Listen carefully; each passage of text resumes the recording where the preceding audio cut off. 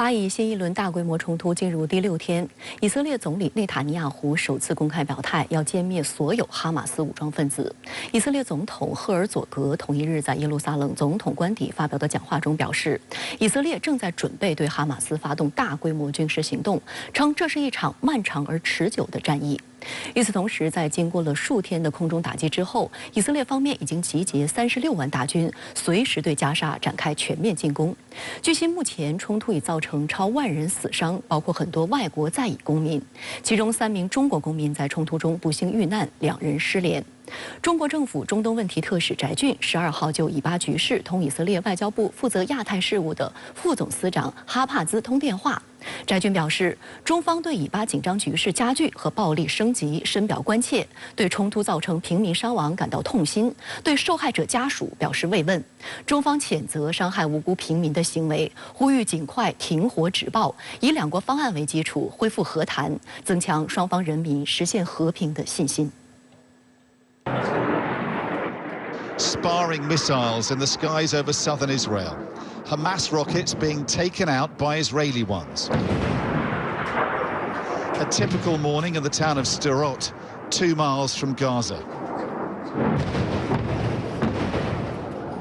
This fell out of the sky, a bit of shrapnel, which is probably a bit of one of the rockets that's left after the interception by the Iron Dome. 巴以冲突持续，有记者在采访中遇到导弹来袭。They're scared. They don't go out from the house. 10月11号，英国外交大臣克莱弗利在以色列奥法基门访问期间，同样呼吁空袭警报，哈马斯发射的火箭弹即将袭来。克莱弗利及随行人员紧急跑进附近一座建筑物进行躲避。以色列外交部在社交媒体上发布了当时拍摄的视频。Whilst this was an unusual, in fact, the first time I've had to experience that directly. For the Israelis living in that part of the country, this is not only sometimes a daily. 11号当天，以色列总理内塔尼亚胡与美国总统拜登通电话，寻求更多援助。这是2人自新一轮巴以冲突爆发以来第4次通话。A clear picture of the difficult situation we face.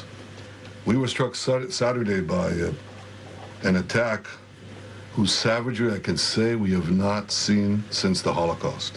I mean, we had hundreds massacred, families wiped out in their beds and their homes. And since we last spoke, the extent of this evil, it's only gotten worse. 对于以方的指责，哈马斯在社交平台予以否认，并强烈驳斥称，有关消息完全是西方媒体宣传的虚假报道。此外，哈马斯下属武装派别卡桑旅公布视频称，其武装人员向多个敌对目标发射无人机。目前的这个巴以冲突呢，还正在一个发展的一个过程当中。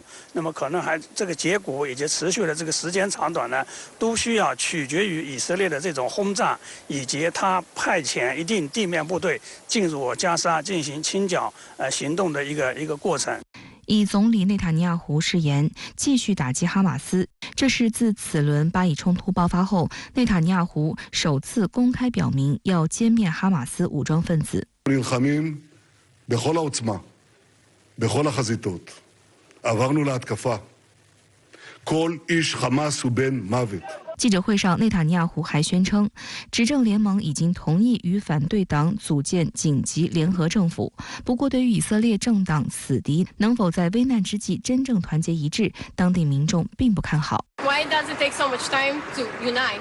I don't believe anything from this government anymore. Like 内塔尼亚政府这种战争动员以后呢，事实上原来一个时期，这个以色列国内围绕着这个司法改革进行反对内塔尼亚胡的一些示威一些游行呢都停止呢，这已经显示以色列目前已经完全进入了一种战争的一种状况。本轮巴以冲突升级后，巴勒斯坦驻英国大使胡萨姆·佐姆洛特多次在电视节目中露面，为巴勒斯坦主张发声。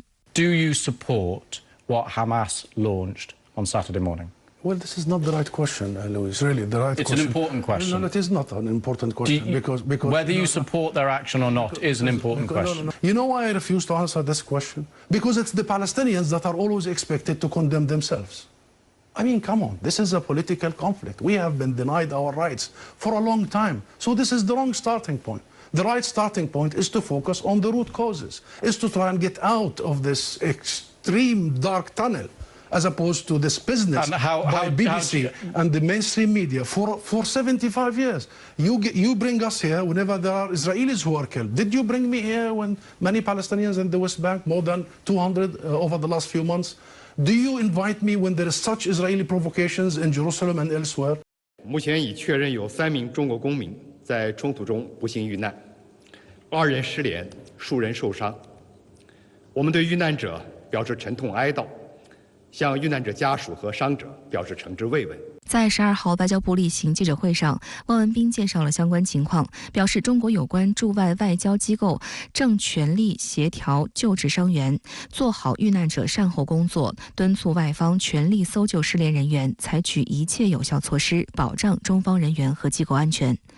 阿拉伯国家联盟在埃及首都开罗召开外长级特别会议，讨论巴以局势，并通过决议呼吁冲突双方保持克制，立即停火，重振和平进程。对此，汪文斌强调，当务之急是立即停火，保护平民。中方高度关注巴以冲突持续升级，敦促有关各方立即停火止战。中方正同有关各方保持沟通，为中东和平稳定不懈努力。巴以冲突反复上演。 根本原因是中东和平进程偏离正确轨道，两国方案基础不断受到侵蚀，联合国相关决议没有得到切实执行。中方愿同阿盟等各方保持沟通协调，积极劝和促谈，为推动中东和平进程重回正轨不懈努力。 巴以冲突进入第6天，英国外交大臣及美国国务卿相继抵达以色列，表达坚定支持。美国总统拜登也在最新讲话中指名道姓地警告伊朗不要卷入冲突。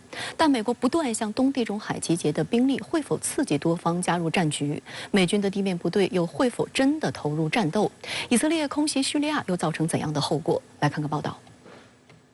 据叙利亚媒体沙姆电台报道，当地时间12号，以色列空袭叙利亚大马士革国际机场与阿勒颇机场，损坏机场跑道，导致这2个机场瘫痪，目前已关闭。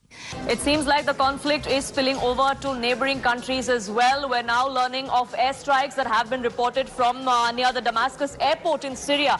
美国有线电视新闻网报道称，袭击叙利亚的目的可能是阻止武装分子和武器从伊朗转移到伊拉克。 此前，叙利亚军队向以军阵地发射了多枚炮弹。叙高层表示，绝不允许以色列在加沙地带胡作非为。美国国务卿布林肯于10月12号抵达以色列，以色列总理内塔尼亚胡在特拉维夫会见了布林肯。美联社消息报道称，布林肯此行除表达美国对以色列的声援和支持外，也寻求平息冲突，设法令被哈马斯绑架的包括美国公民在内的人质获释，并在以色列可能发动地面攻势前，确保无辜平民从人口密集的加沙地带安全撤走。 启程前，布林肯在马里兰州安德鲁斯空军基地机场向媒体简述了此行的重点，其将确保以色列获得其所需的物资及撤离平民等问题。同时，他重申了美国总统拜登强调的震慑有关国家不要介入或升级局势。巴勒斯坦方面则表示，总统阿巴斯将于10月13号与布林肯会面。 连日来，拜登不断就巴以冲突发表讲话。拜登表示，他多次与以色列总理内塔尼亚胡通话，将增加对以军援，并直接喊话伊朗小心点。We're surging additional military assistance to the Israeli Defense Force, including ammunition, interceptors to replenish the Iron Dome, and we've moved the U.S. carrier fleet to the Eastern Mediterranean, and we're sending more fighter jets there in that region, and made it clear to the Iranians, be careful. 外界有消息指是伊朗在背后帮助策划及参与袭击，对此伊朗方面予以否认。深圳卫视注意到，上个月刚上任的美军最高将领、参谋长联席会议主席查尔斯·布朗在9号首次与以色列国防军总参谋长赫奇·哈莱维进行通话时，讨论了关于加强美国在该地区的军事态势，以建立地区威慑的话题。当时，布朗对媒体表示，希望伊朗不要卷入其中。此外，美国财长耶伦也于11号表示，美国可能会对哈马斯采取更多制裁措施。如果德黑兰与袭击有关，那么一切都在考虑范围内。有观察指，此次突发的巴以冲突令美国猝不及防，而对伊朗的态度也令美国进退两难。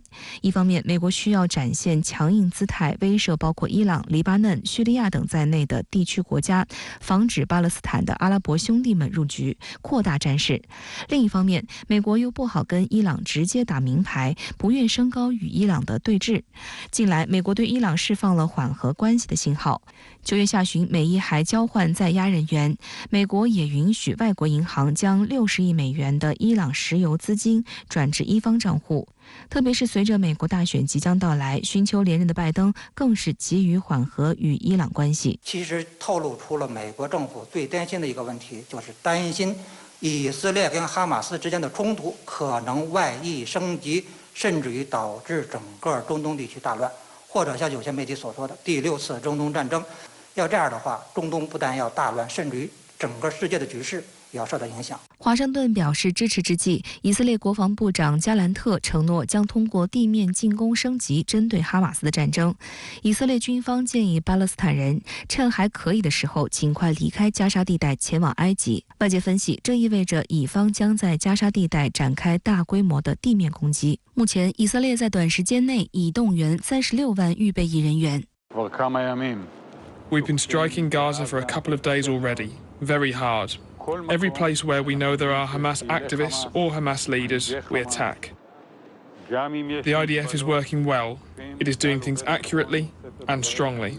但外界均指出，一旦以军进入加沙，基本上就是惨烈的巷战，预计双方将付出沉重的代价。A ground operation could get complicated. Gaza is very densely populated. It puts civilians in the middle of urban warfare, where Hamas can utilize narrow city streets and a complex network of tunnels that can be used to move fighters, store weapons, and launch a series of attacks. 熟悉城市战的美国退役陆军少校约翰·斯宾塞在接受采访时分析，哈马斯的抵抗会很激烈，以色列在加沙地区想打赢地面战极其困难。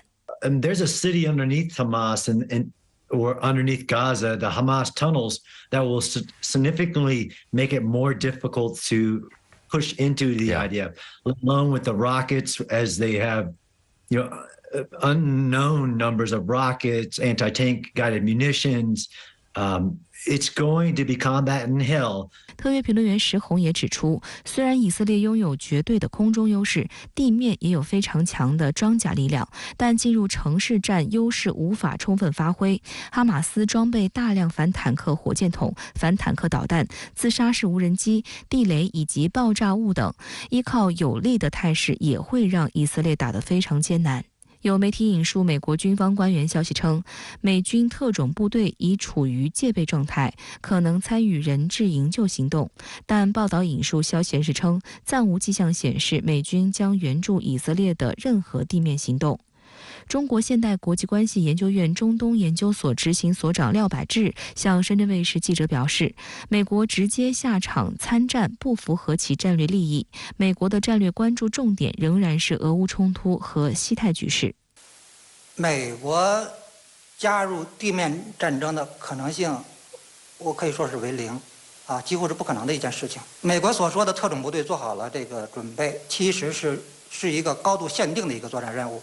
它就是为了出于人道目的，去为了营救人质，但是仅仅摆出了一个姿态而已，不可能扩大作战任务、转换作战任务去直接参与战争。因为我们可以看到，在1948年第1次中东战争，还有1973年第4次中东战争的时候，以色列当时都处在一个非常非常危险的一个境地。但即使在那个时候，美国也没有真的赤膊上阵，只是起到一个拉偏架的一个作用。相关话题来连线特约评论员管瑶，管先生您好。巴以冲突爆发已近1周，死伤数字过万。以色列国防军宣称已在南部屯兵30万。那么，以军会对加沙地带发动地面战吗？好的，主持人。那么特别提醒大家关注这样一个事态：就在昨天，沙特王储萨勒曼和伊朗总统莱辛就以巴冲突事态通话。那么萨勒曼就称说，沙特正在尽最大的努力来避免战争的升级。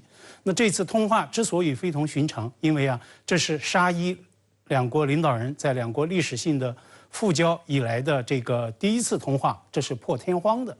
当然了，如果没有此前中国的大力斡旋与穿梭外交，两国在北京实现历史意义重大的历史大和解，那么伊朗和沙特的这个高层通话完全不可想象。那么放到以色列和哈马斯现在大打出手，完全杀红了眼的这个背景之下，那么这一番通话它的战略意涵与价值，以及所带来的启示，尤其值得冲突各方乃至是外部世界重视并且省思。那么以巴新一轮的冲突爆发，至今不到1周时间，那么已经造成如此惨重的伤亡与人道灾难。所以沙特王储在通话中就声称要尽最大的努力避免战争的升级。但是呢，现在来看，以巴冲突进一步失控升级是大概率的一个事件。一个及时观察的窗口就是以军对加沙的地面战已经是箭在弦上。那么从军事准备来看，以色列国防军已经完成30万预备役的紧急征召，并且呢，已经在南部部署就位。以色列国防军的发言人昨天在接受 CNN 采访时就强硬表态，要把哈马斯所有的军事能力扫荡殆尽。以色列情报部长加姆利尔他呢也向法新社扬言，有必要将哈马斯来连根拔起。那么从决策动员来看，以色列总理内塔尼亚胡昨天就宣布，在对哈马斯战争期间，同反对党民族团结党的领袖前防长甘茨组成所谓的紧急状态政府。内塔尼亚胡、甘茨以及现任的防长加伦特共组战争管理内阁。那么这意味着战争期间不会推动与战争行为无关的法案或者是政府决定，战争内阁的紧急决策权可以说全面扩大。所以呢，现在最沉重的一个悬念就是以军对加沙的地面战不是打不打的问题，而是到底何时打响以方宣称的所谓 next stage of war， 也就是下一阶段的战争。哈马斯已发出威胁，如果以军无预警袭击加沙目标，将处决掳回的以方人质。以军打地面战，难道不忌惮引发大规模人质危机吗？以色列驻联合国大使周二就承认，哈马斯武装可能从以色列掳走了150多名人质，而且现在种种迹象显示，这些人质中呢，很可能也有来自以色列以外国家的公民。比如呢，白宫就宣称，目前已知至少有17名美国公民在以色列失踪，那这其中不排除有美方的人质。美国正在和以方就人质问题密切合作。那么，联邦调查局以及五角大楼的人质解救专家已经在了现场，专门向以方的特种部队提供支持。甚至有美国媒体就爆料说，部署在以色列的这个临近某个欧洲国家的美军特种部队也已经进入到了戒备状态，随时待命出击营救人质。今天呢，美国国务卿布林肯已经到了以色列，和以色列总统内塔尼亚胡举行会谈。如果以军打地面战还有顾忌的话，那么最大的一个变量一定是人质问题。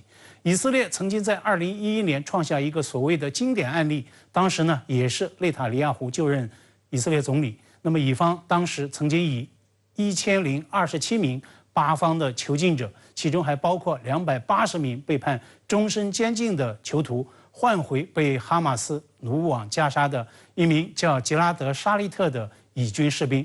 那么1027-1的这个记录，以及它背后的所谓的权衡逻辑，一直是以方叙事的一个重要主题。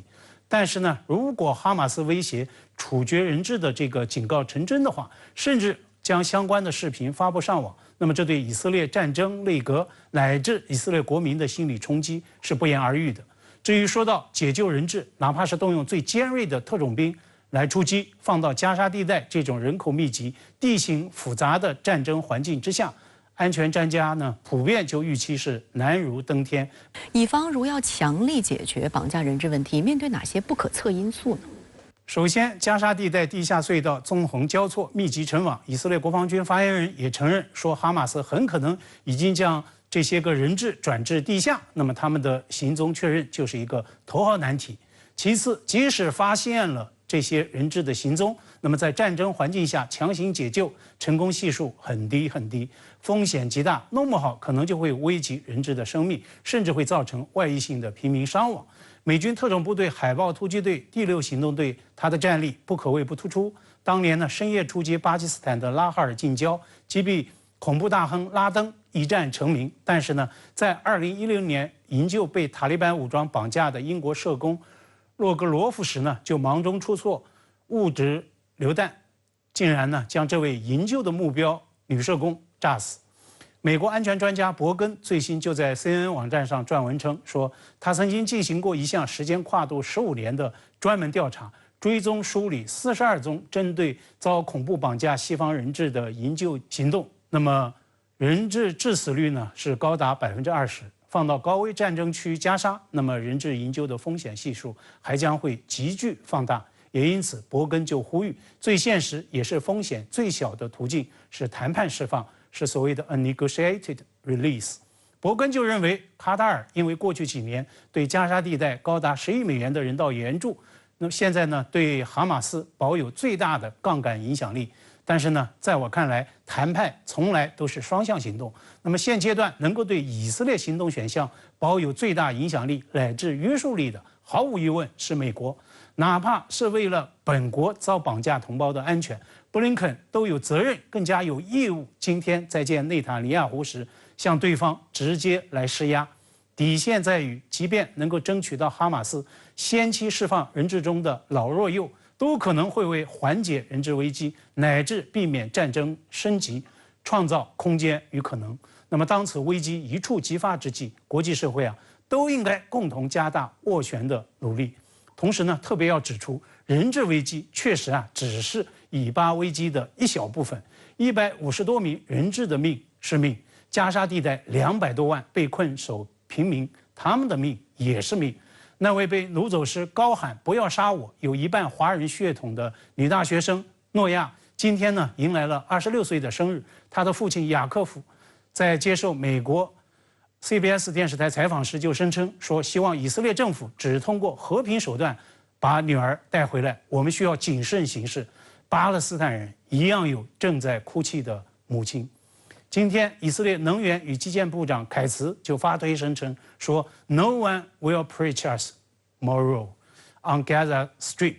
那么，在加沙地带，没人可以基于人道理由来给以色列上道德课。这是他对欧盟外交专员博雷利指责以方对加沙地带断水、断电、断粮违反国际法的回呛反击。但是呢，这位部长，包括他的上司内塔尼亚胡，都应该聆听这位犹太父亲的泣血心声。战争机器在制造哭泣的犹太父母，实际上也在更大规模的在制造哭泣的巴勒斯坦父母。